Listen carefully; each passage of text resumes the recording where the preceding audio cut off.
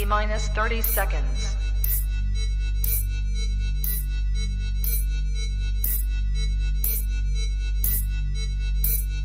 T-minus 20 seconds.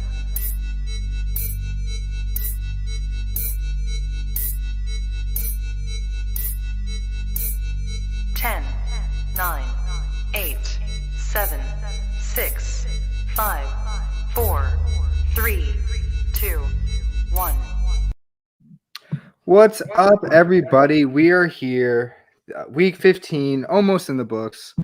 Oh, I guess technically, right, we actually have even more to go after this. But So this is going to be our last episode for the season. It's kind of getting down to the point where, the whole point of our show is to give really like actionable advice and like players to go seek out and things like that. And at this point of the fantasy year, that's getting not obviously impossible, but to the point where, just getting a little bit to the harder point of like the waiver wires or the waiver wire ads. You already know them. Your fab is probably depleted as it is. So this is going to be the last show. So we're going to run through, again, a couple quick players and then our best calls, our worst calls, and what we learned. So obviously this past week was like the COVID apocalypse with like games getting moved and players getting down. So like just a quick thing, obviously there's a bunch of new COVID rules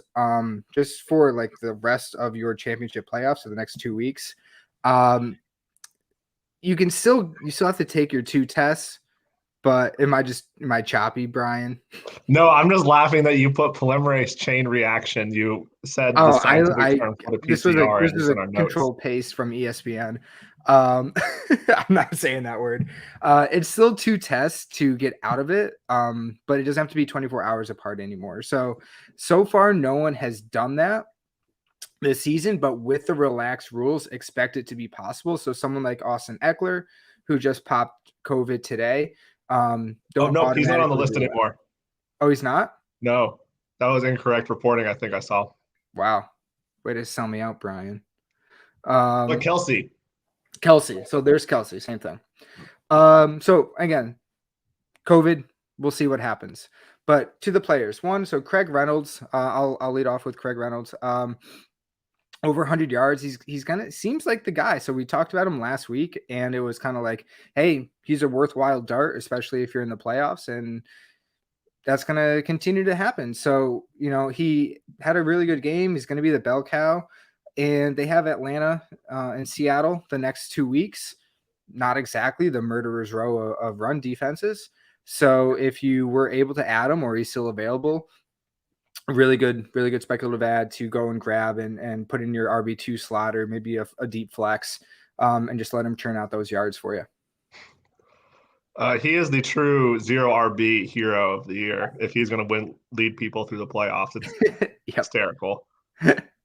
I have Antonio Brown, who committed a felony at the beginning of the season and gave incorrect or falsified his COVID tests or COVID vaccination card and is somehow going to play next week.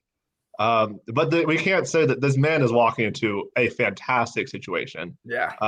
Godwin had 39 targets in the last 3 weeks, including this last week where he had 7 targets. He was just being fed. So after losing him and possibly Mike Evans and, as we mentioned a few weeks ago, Fournette, who was the leading receiver out of the backfield in the league, leading running back. You know what I'm saying.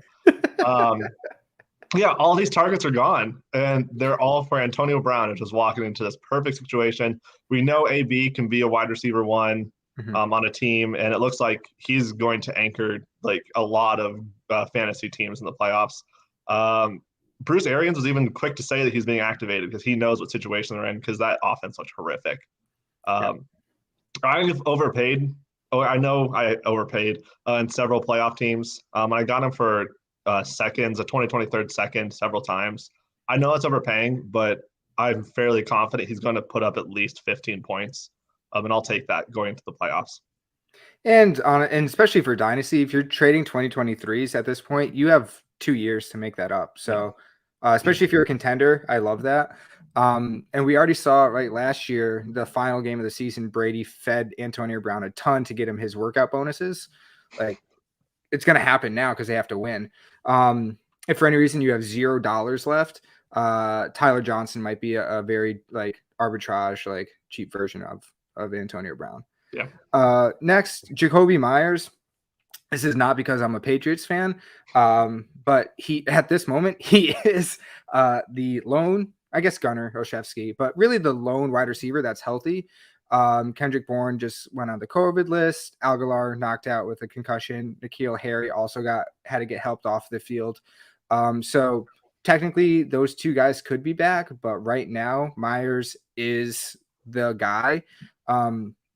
Only 60% on Sleeper, 67% on Sleeper and Yahoo, only 60% rostered on ESPN. So there's a decent chance he's available for you against going up against Buffalo, and they're going to, it's going to be a fine weather game to pass by the sounds of it. So at the end of the day, Mac throws it pretty well, and he's the only wide receiver. So good guy to go nab. I have Gabriel Davis next, who we had all but forgotten until the last 2 weeks because Emmanuel Sanders is out, and he's replaced Emmanuel Sanders in that offense. He played 90% of snaps this last week, which was more than Diggs. And as long as Emmanuel Sanders is out, I think he's a solid starter. He's in a high-powered offense, and I think he should be viewed as a wide receiver 2. I think he's definitely not a wide receiver 1. I wouldn't put him that high.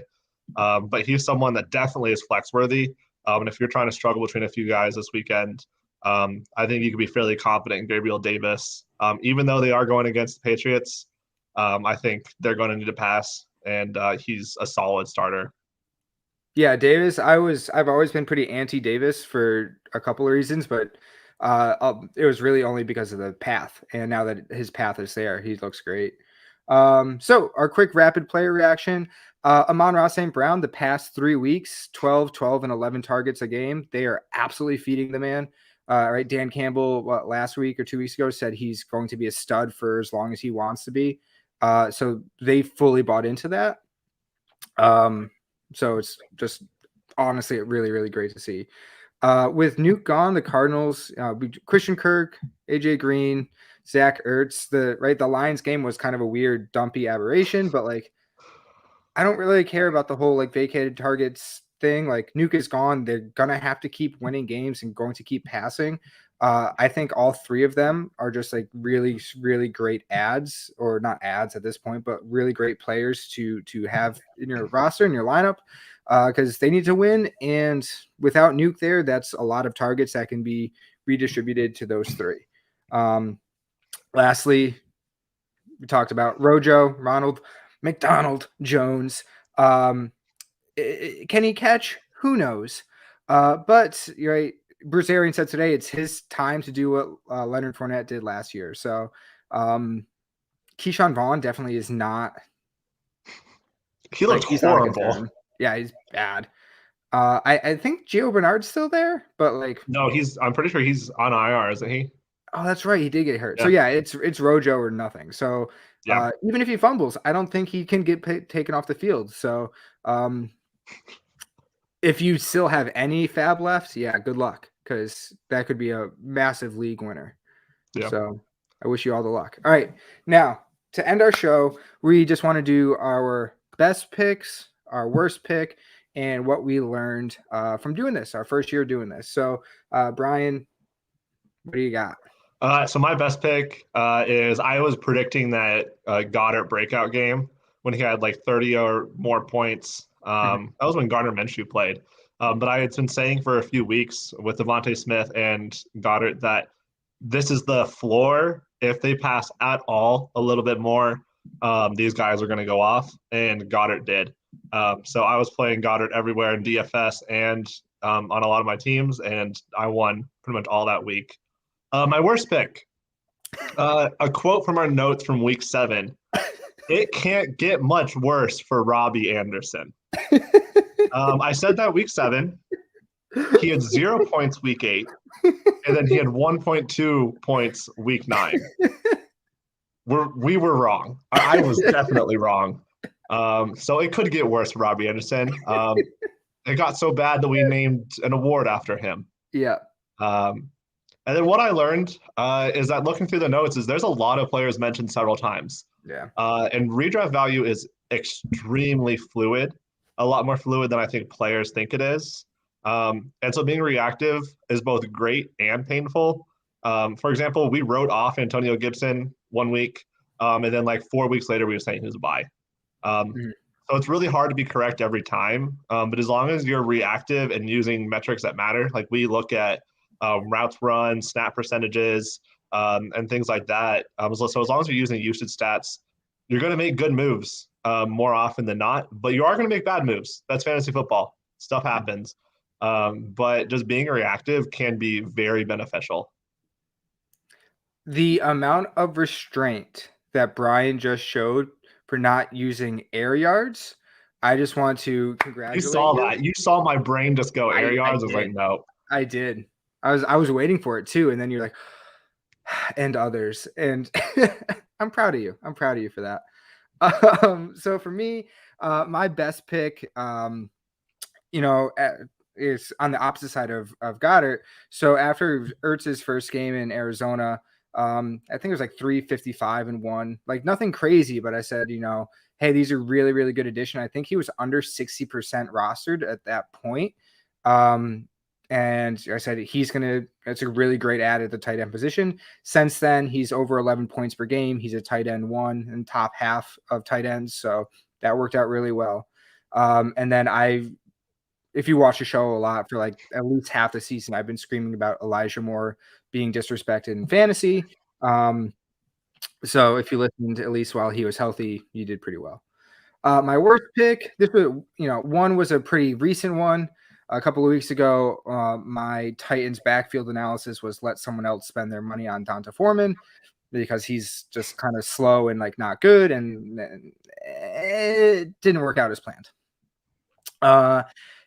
The second one, I guess, is kind of my fault and something actually, Brian, like we talked about Robbie all the time. We also talked about Mike Williams a ton in the beginning of the season, rightly so. But I think, my expectation of rational coaching and like you were using him like an alpha, you were using him on short and intermediate routes, and he was winning and it was going well.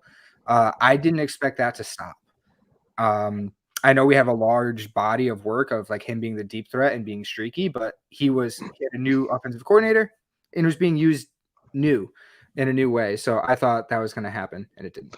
I remember I'm with you on that. I just had to chime in and say, I remember like week 4 being like his like actual yardage to air yardage is really close. That's nothing. He's not gonna regress at all. So I'm frustrated with that one too. Yeah. It's just why would they stop using him that way? It just I don't know. So for my 2 notes for what I learned, the first one is I suck at fantasy. God damn it, Brian. Ron Burgundy over here, reach whatever the teleprompter says. So what did I really learn?